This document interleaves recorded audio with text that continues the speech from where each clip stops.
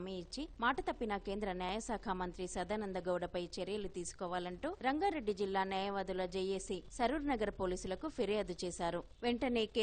వెంటనే కేంద్ర ప్రభుత్వం స్పందించి ప్రత్యేక హైకోర్టును ఏర్పాటు చేసి సస్పెండ్ చేసిన న్యాయమూర్తులను విధుల్లోకి తీసుకోవాలని, ప్రత్యేక హైకోర్టు ఏర్పాటైన తర్వాతనే నియామకాలు చేపట్టాలని, లేని ఎడల ఉద్యమాన్ని మరింతగా ఉధృతం చేస్తామని న్యాయవాదులు తెలిపారు.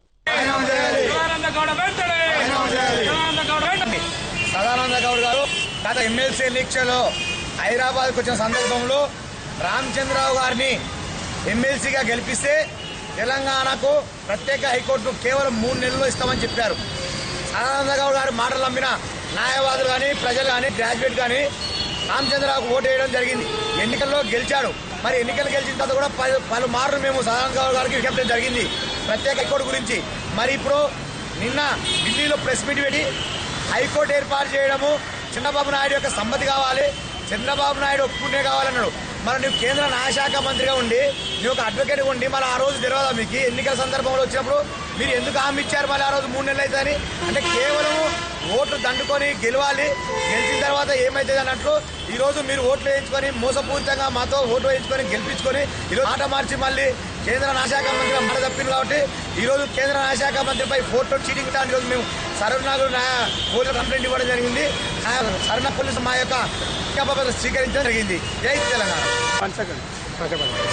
భారతీయ జనతా పార్టీ గతంలో మరి అధికారంలోకి వస్తే 100 రోజుల్లోనే తెలంగాణ ఇస్తామని ప్రగల్భాలు పలికినటువంటి భారతీయ జనతా పార్టీ నేడు 2 సంవత్సరాలైనా ప్రత్యేక రాష్ట్రం ఏర్పడి హైకోర్టు ఏర్పాటు చేయకపోవడం ఇది చాలా శోచనీయం.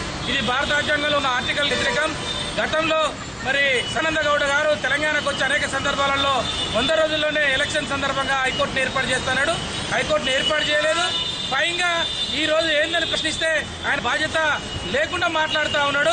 ఇది దుర్మార్గం, ఇది అన్యాయం. తెలంగాణలో మోసం చేయడమే. సదానంద గౌడకి మాత్రం చిత్తశుద్ధి ఉన్నా నువ్వు మాట మీద నిలవలేదు కాబట్టి నువ్వు ఆ పదవికి అనర్హుడు. నీకు చేత కాకపోతే నువ్వు ఆ పదవిని వదులుకో, నువ్వు రాజీనామా చేయి.